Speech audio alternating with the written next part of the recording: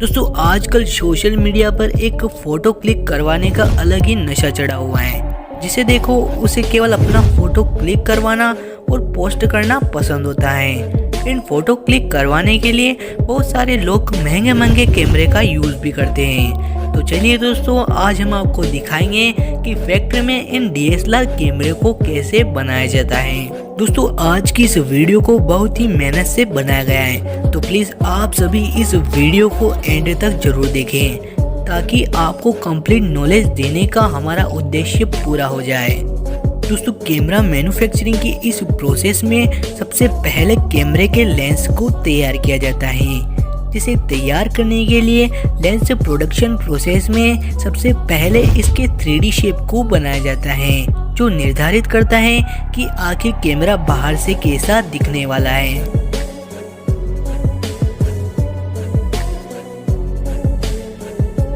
इस lens manufacturing में सबसे पहले डिस्पर्स्ड प्रोसेस द्वारा इसके ग्लास लेंस को तैयार किया जाता है। यहाँ इन ग्लास को हाई टेम्परेचर पर गर्म किया जाता है, साथ ही लो टेम्परेचर पर एकदम से ठंडा करने के बाद इन पर पॉलिश कर दी जाती है।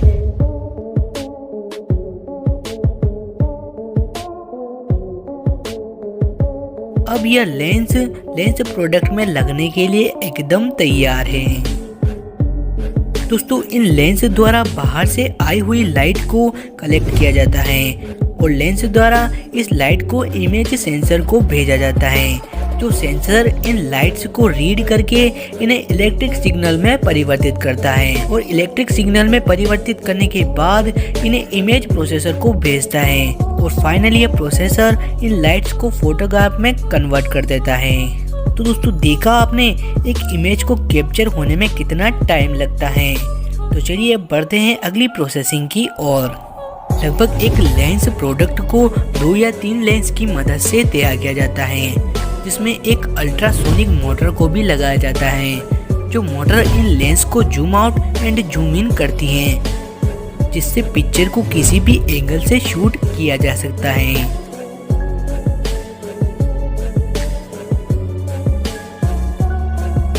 इस प्रोसेसिंग के बाद अब इमेज सेंसर को तैयार किया जाता है, जो लेंस के माध्यम से लाइट को इलेक्ट्रिक सिग्नल में कन्वर्ट करता है।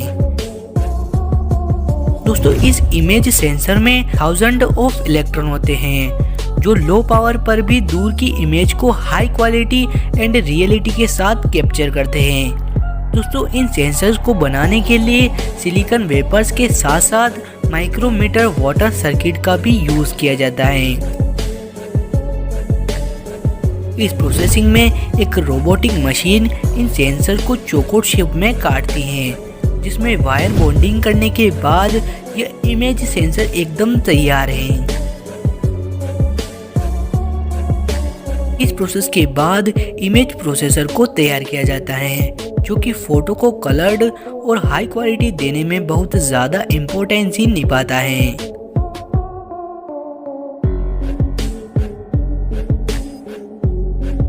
इस फुल प्रोसेस के बाद अब इन कैमरा के आउट बॉडी शेप को तैयार किया जाता है, जिसके लिए सबसे पहले इनके स्केच को तैयार किया जाता है। अब पुनः इनकी आउट बॉडी को कंप्यूटर में 3D शेप के रूप में तैयार किया जाता है। अब एक कैमरा डेवलपमेंट डिपार्टमेंट में वर्कर द्वारा कंप्यूटर पर इसके पार्ट्स को असेंबल किया जाता है। यही प्रोसेस एक रोबोटिक मशीन एक अलग डिपार्टमेंट में भी इन काम को पूरा करती है। अब इस कैमरे के सर्किट की डेवलपमेंट के बाद इसमें display, battery, camera, shuttle, capture button, इसी के साथ मैनी पार्ट्स को असेंबल किया जाता है। दोस्तों इन सभी पार्ट्स को अलग प्रोडक्शन प्रोसेस में भेजा जाता है, जहां इनकी डिलीवरी ट्रकों से की जाती है और डिलीवरी के बाद इन सभी पार्ट्स को एक मेन कंपार्टमेंट में भेजा जाता है, जहां वर्कर द्वारा अपने हाथों से इनके सभी पार्ट्स को असेंबल किया जाता है और असेंबलिंग के साथ इन कैमरों की टेस्टिंग भी की जाती है। इन टेस्टिंग से पास होने के बाद picture and product quality testing की जाती है। इस टेस्टिंग से भी पास होने के बाद इन्हें बक्सों में पैक करके शिपिंग के लिए भेज दिया जाता है। तो दोस्तों इस तरह फैक्ट्री में बनाए जाते हैं कैमरे।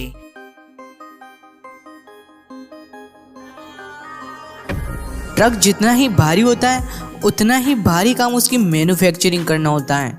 शायद आप नहीं जानते होंगे कि इस बड़े ट्रक को फैक्ट्री में कैसे बनाया जाता होगा। तो चलो आज की इस वीडियो में मैं आपको बताऊंगा फैक्ट्री में ट्रक को कैसे बनाया जाता है। लेकिन इससे पहले यदि आप चैनल पर नए हैं तो प्लीज सब्सक्राइब कर लीजिए। सिंपली ट्रक को ताकतवर बनाने के लिए स्टील का उपयोग और इसके वजन को हल्का रखने के लिए एल्यूमिनियम का इस्तेमाल किया जाता है।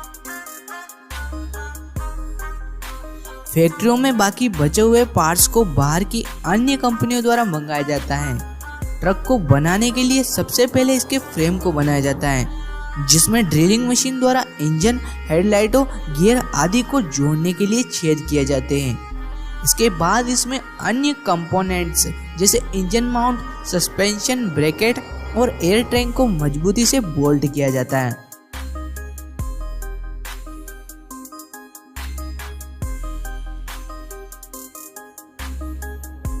अब इसमें सभी तारों को गुप्त तरीकों से लगाया जाता है। इस असेंबली में एक्सल, सस्पेंशन और फ्रेम माउंटेड पार्ट्स को एक साथ असेंबल किया जाता है, जिसे चेसिस कहते हैं।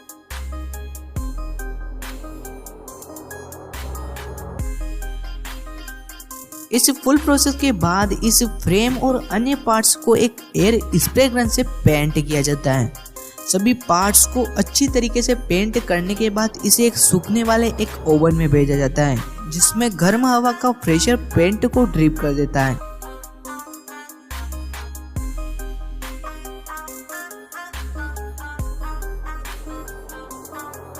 अब इसमें डीजल वाले इंजन को फिट किया जाता है, क्लच को लगाया जाता है, पंखे, अल्टीमीटर आदि पार्ट्स को इंजन के साथ जोड़कर इसमें इलेक्ट्रिक वायरिंग की जाती है।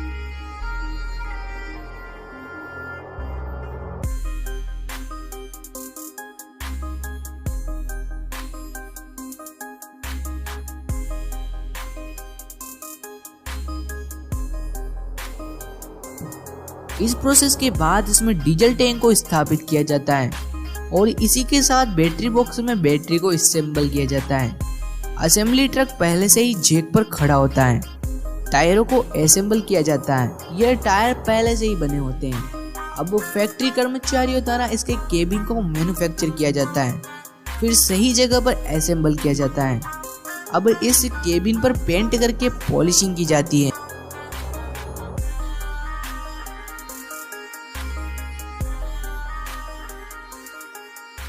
और कंपनी का लोगो फिट किया जाता है। अब बारी आती है कि इनके कांच, हेडलाइट और स्टीयरिंग, ब्रेक लाइटों आदि को फिट करने की, तो इन्हें रोबोटिक मशीनों द्वारा असेंबल किया जाता है। अब इनकी सीटों को असेंबल किया जाता है, जिन्हें बाहर से परचेस किया जाता है। अब इस फुल प्रोसेस के बाद ट्रक की टेस्टिंग की जाती है, जो डायनोमीटर द्वारा की जाती है, जो बताता है कि इसका इंजन सही काम कर रहा है या नहीं। Last and final waterproof testing के बाद इसे डीलर को सेल करने के लिए भेज दिया जाता है। दोस्तों अक्सर ही हमारे मोबाइल की बैटरी डिस्चार्ज होने का खतरा हमेशा ही बना रहता है, और इसी के लिए मोबाइल की बैटरी को चार्ज करने के लिए हम बहुत सारे पैसे पावर बैंक के ऊपर लगा देते हैं। तो दोस्तों इसीलिए आज हम आपको दिखाएंगे कि आखिर फैक्ट्री में इन पावर बैंक्स की मैन्युफैक्चरिंग कैसे की जाती है। इनको बनाने के लिए जनरली टाइप से लिथियम आयन बैटरी का यूज किया जाता है, क्योंकि लिथियम आयन बैटरी का वेट बहुत कम होता है और यह अदर बैटरी की तुलना में ज़्यादा करंट को स्टोरेज करती है। इसे बनाने के लिए सबसे पहले इलेक्ट्रोड को तैयार किया जाता है, जिन्हें तैयार करने के लिए एक कंटेनर में मैग्नीशियम, सोडियम एंड लिथियम के मटेरियल को मिक्स करके एक पतली शीट को तैयार किया जाता है। इस प्रोसेस के बाद इन इलेक्ट्रोड की लेयर को स्टैंपिंग मशीन द्वारा बैटरी के साइज में काट दिया जाता है। अब इन लेयर को इंसुलेटर और मेटल शीट की मदद से पूरा कवर अप कर दिया जाता है। इस इस प्रोसेस के बाद बैटरी में इलेक्ट्रोलाइट लिक्विड को डालकर इसमें से वैक्यूम मशीन द्वारा संपूर्ण एयर को बाहर निकाल दिया जाता है। अब यह बैटरी पावर बैंक बनाने के लिए एकदम तैयार है। इस पूरे प्रोसेस के बाद सबसे पहले पावर बैंक की नेसेसरी के अकॉर्डिंग बैटरियों के पॉजिटिव व नेगेटिव टर्मिनलों को एक साथ जोड़ा जाता है। टर्मिनलों को जोड़ने के बाद पीसीबी सर्किट बोर्ड की सोल्डरिंग की जाती है, जो इस पावर बैंक का मेन पार्ट होता है, क्योंकि इसी के कारण मोबाइल बैटरी और पावर बैंक वाली बैटरी दोनों में करंट का स्टोरेज होता है। इस पीसीबी प्रोसेसिंग के तुरंत बाद इन पीसीबी को बैटरियों के टर्मिनलों के साथ अटैच कर दिया जाता है। अब इस पावर बैंक की पीसीबी की डीसी पावर चेकिंग की जाती है, यानी ये करंट को हाई वोल्टेज में तो जनरेट नहीं कर रहा, इस बात का खास ध्यान रखा जाता है। इस प्रोसेस के बाद इस कंप्लीट सर्किट को प्लास्टिक शीट द्वारा ढक दिया जाता है, जो कि बहुत मजबूत कार्बन प्लास्टिक से बनी होती है। यह शीट पावर बैंक के पीसीबी सर्किट को प्रोटेक्ट रखती है। अगली प्रोसेसिंग में इस पावर बैंक की CT100 केबल टेस्टिंग की जाती है, जिससे यह पता चलता है कि पावर बैंक का सर्किट कहीं से खराब तो नहीं है। इस पूरे प्रोसेस के बाद एक असेंबली लाइन में इन पावर बैंक की चार्जिंग की टेस्टिंग की जाती है। इस टेस्टिंग से पास होने के बाद इन पावर बैंक पर लेजर प्रिंटिंग टेक्निक द्वारा कंपनी के नेम की ब्रांडिंग कर दी जाती है और इन्हें पैकेजिंग कर शिपिंग के लिए भेज दिया जाता है। तो दोस्तों इस तरह फैक्ट्री में बनाए जाते हैं पावर बैंक। दोस्तों मैन्युफैक्चरिंग की इस प्रोसेस में सबसे पहले लकड़ी के गत्तों को छोटे छोटे पार्ट्स में काटा जाता है, फिर हाथों से इनके राउंड वाले पार्ट के किनारों को फिनिशिंग दी जाती है।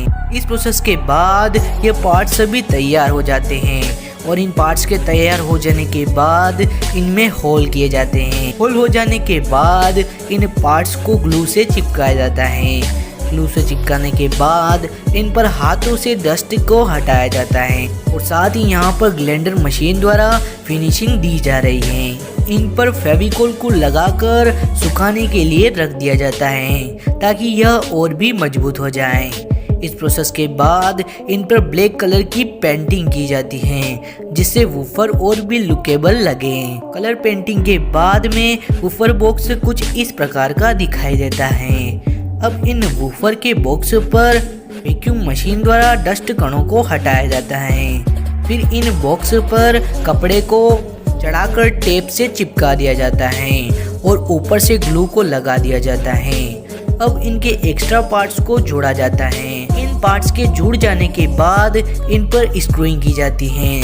स्क्रूइंग हो जाने के बाद इनकी वॉल्यूम की टेस्टिंग की जाती है और स्पीकर के पास फ्रीक्वेंसी चेक करने वाली मशीन को लगा दिया जाता है, जिससे पता चल सके कि वूफर कितनी फ्रीक्वेंसी पर वर्क कर रहा है।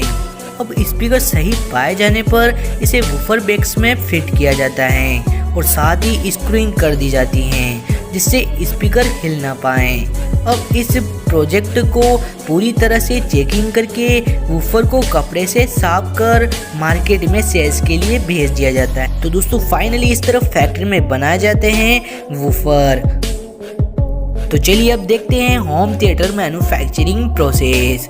दोस्तों म्यूजिक सिस्टम में सबसे पहले इम्पोर्टेंस होता है होम थिएटर का, जिसको लकड़ी से बनाया जाता है। लकड़ी के बने इस बेसिक पार्ट्स को मॉडल के हिसाब से तैयार किया जाता है। इन होम थिएटर बॉक्स को अब असेंबलिंग के लिए भेज दिया जाता है। सबसे पहले इस बॉक्स में केबल को जोड़ा जाता है, जिससे सभी पार्ट्स तक बिजली पहुंच सके। इस प्रोसेस के बाद FM रेडियो के लिए इसमें एंटेना को जोड़ा जाता है। इसके बाद 20 वोल्ट के स्पीकर को इस बॉक्स में जोड़ा जाता है। इस प्रोसेस के बाद इसमें ट्रांसफार्मर को जोड़ने की प्रोसेस की जाती है। दूसरी तरफ बैक प्लेट पैनल को जोड़ा जाता है, इसमें 6 कनेक्शन होते हैं। इस फुल प्रोसेस के बाद इसमें पीसीबी को अटैच किया जाता है और इसी के साथ सभी वायर की असेंबलिंग की जाती है। असेंबलिंग हो जाने के बाद बैक प्लेट पैनल को होम थिएटर बॉक्स के पीछे जोड़ा जाता है और साथ ही स्क्रू से इसे कस दिया जाता है। अब बेस और भी अच्छा मिले इसके लिए होम थिएटर के साइड में वेंट पाइप को फिट किया जाता है। इस प्रोसेसिंग के बाद होम थिएटर के फ्रंट वाले पार्ट को जोड़ा जाता है जिसमें बेस व वॉल्यूम कंट्रोल्स पैनल्स जुड़े होते हैं। अब फ्रंट पार्ट की प्लेट को पीसीबी से कनेक्ट करके ग्लू लगाकर इसे अच्छी तरीके से अटैच कर लिया जाता है। तो दोस्तों होम थिएटर इस तरफ फैक्ट्री में बनाया जाता है। तो चलिए अब देखते हैं स्पीकर मैन्युफैक्चरिंग प्रोसेस। दोस्तों स्पीकर की मैन्युफैक्चरिंग प्रोसेस में स्पीकर के खोखले वाले पार्ट्स को तैयार किया जाता है, फिर इन्हें पानी से धोया जाता है। पानी से धो लेने के बाद ये वाले पार्ट्स को तैयार कर लिया जाता है। इस प्रोसेस के बाद अब तांबे के तार की राउंड शेप में कॉइलिंग की जाती है। अब इन पर्दे वाले पार्ट्स को इस तांबे की कॉइलिंग पर जोड़ दिया जाता है। फिर मैग्नेटिक वाले पार्ट्स पर ग्लू को लगाकर इसे भी साथ में अटैच कर दिया जाता है। इस प्रोसेस के बाद इसके मेन पार्ट्स को जोड़कर साथ ही स्क्रूइंग कर ली जाती हैं। फिर इन स्पीकर की चेकिंग करके इन्हें होम थिएटर के साथ पैकेजिंग करके मार्केट में सेल के लिए भेज दिया जाता है। तो दोस्तों इस तरह फैक्ट्री में बनाए जाते हैं होम थिएटर और वूफर। कैसी लगी वीडियो कमेंट करके जरूर बताना और वीडियो पसंद आए तो प्लीज़ एक लाइक जरूर करना।